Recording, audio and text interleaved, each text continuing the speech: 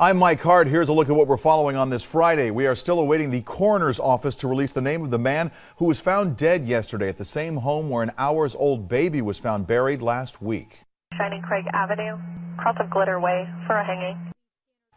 Radio traffic indicating a person hung themselves at that location. Bakersfield police have not confirmed that, but did say a man was found inside the home on Shining Craig Avenue dead.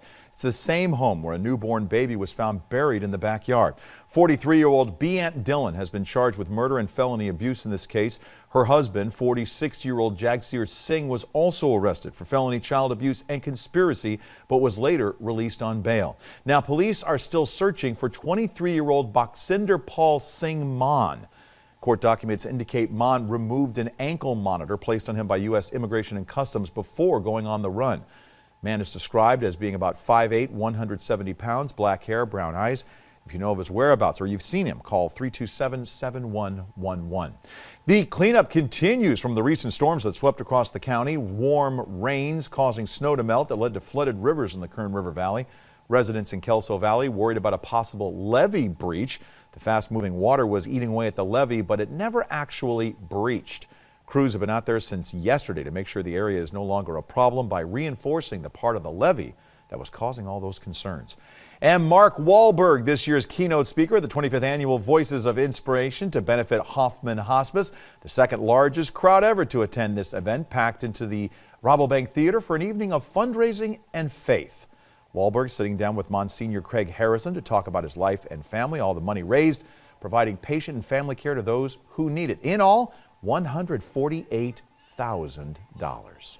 Yeah, let's bring in Elena Rusk right now and get a look at the forecast. Is that storm still packing anything? Not packing a very powerful punch, but we're not done with it just yet. You see, we do have a strong cell just to the north of Delano early this morning. We're also waking up to cold temperatures as expected. It's 20 the top of Breckenridge, 18 in Pine Mountain Club, 31 in Fraser Park, and right at that freezing mark in Tehachapi. So anything that is falling as expected down to 4,000 feet is turning to snow this morning. We still have a forecast that could call for 1 to 2 inches in storm total at pass level. But you see, it is spotty showers this morning, and that continues for the next several hours as this moisture continues to push on shore. But it is showers, not a heavy concentrated snow. So I think the passes should be able to stay open through this as long as people are slowing it down, taking it easy, because that low pressure system is now centered over Nevada. So we're just getting what's left in its wake. But speaking of what's left, a whole lot of wind today. Wind advisory in effect for our mountain and desert locations until 10 p.m. tonight due to some 40 to 50 mile per hour gusts that could cause some issues like downed tree limbs and possible power outages.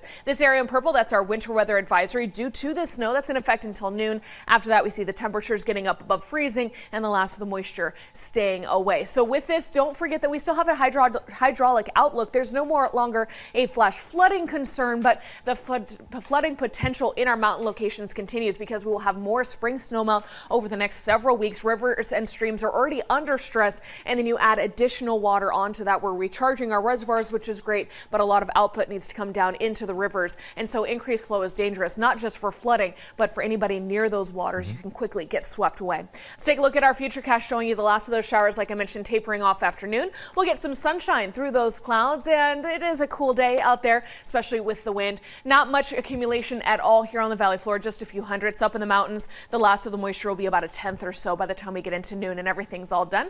And then we are windy, like I mentioned, and only at 57 this afternoon, 58 tomorrow.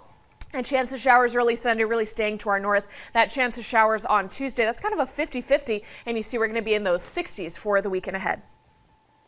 All right, and that's a look at what's making headlines at this hour. We'll, of course, have another update for you later today. Have a great Friday.